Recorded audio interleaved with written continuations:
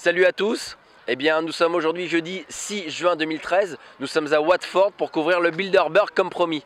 Nous sommes arrivés ce matin à 7h30. On a voyagé toute la nuit. À notre arrivée, on a eu droit à la fouille des sacs, bien entendu. On a eu droit au détecteur de métaux. Mais dans l'ensemble, l'accueil des policiers a été relativement sympathique. Alors, il y a quand même eu un périmètre de sécurité bien renforcé ici. Il y a des caméras de sécurité. Les hélicoptères ont tourné au-dessus de nous à peu près toute la matinée. Mais comme je vous le disais, les policiers sont relativement sympathiques avec nous.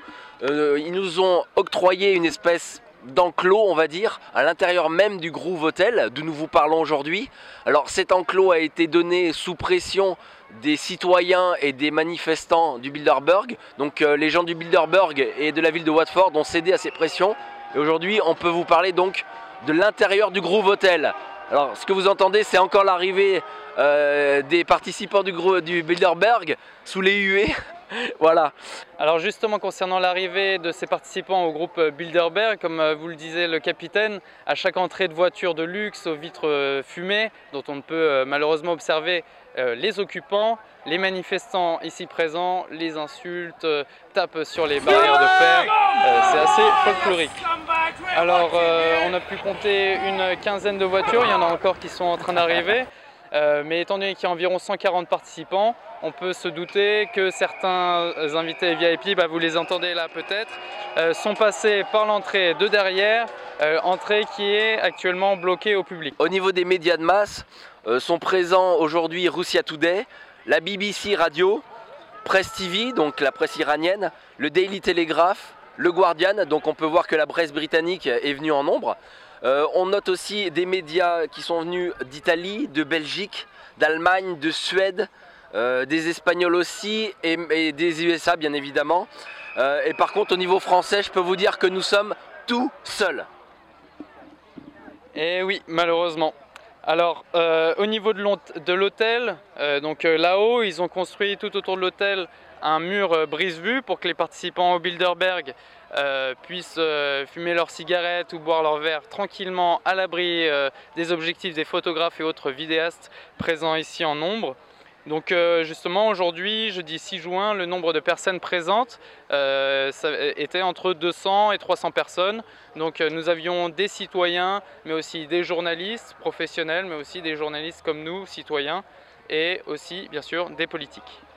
Alors justement en parlant de politique, on a vu des hommes politiques, des Britanniques et essentiellement deux hommes politiques. Donc Michael Meacher du Parti travailliste, il est parlementaire et ancien ministre britannique qui était présent, et Gerard Batten de l'UKIP. Alors l'UKIP on ne le présente plus, c'est le parti de Nigel Farage. Alors nous avons interviewé Monsieur Batten et nous vous donnerons l'interview ultérieurement. Alors malheureusement on a eu la confirmation que Nigel Farage ne sera pas de la partie, nous ne le verrons pas ici au Bilderberg. Mais comme demain, le vendredi 7 juin, il sera à Londres, peut-être nous aurons l'opportunité d'aller l'interviewer. En attendant, pour vous, chers web auditeurs, nous avons pu approcher Alex Jones. Regardez.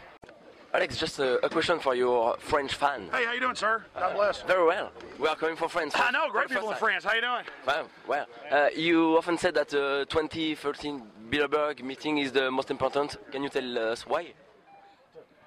Bilderberg 2013 is the most important up to this date because now we're seeing massive global coverage, and it's a victory for the alternative citizen real press to expose this, because at the same time that we see all these global crises happening, all these lobbying scandals, the establishment is becoming more and more secretive, so we need to shed more light on them. Bilderberg 2013 is probably the most important Bilderberg date so far because there is massive global coverage of it now. They don't want you to think about anybody above prime ministers and presidents. They want everybody to think the buck stops there so that we don't look at these shadowy corporate lobbying combines that are buying off our leaders and exempting themselves from taxes.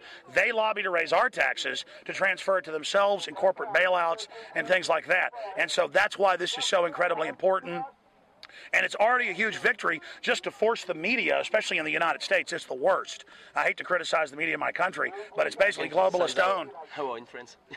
None of them will even touch that it even exists. They're still saying it doesn't exist until this year. Now, some of them like CNBC are having to admit it does exist. So this is a huge victory. because now we can have a debate about what they're really doing in there, and we have the minutes from WikiLeaks.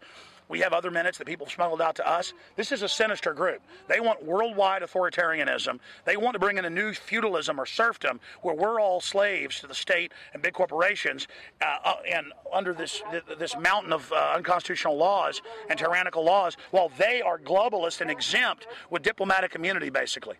Thank you. Thank you so much, and hope to see you around. Thank you very much, sir. Cette première journée s'est donc avérée fructueuse. Nous avons pu dialoguer avec de nombreux citoyens, journalistes, politiques, comme l'expliquait le capitaine. Et malgré la fatigue, nous restons ici à Watford pour couvrir le Bilderberg et vous donner les meilleures infos.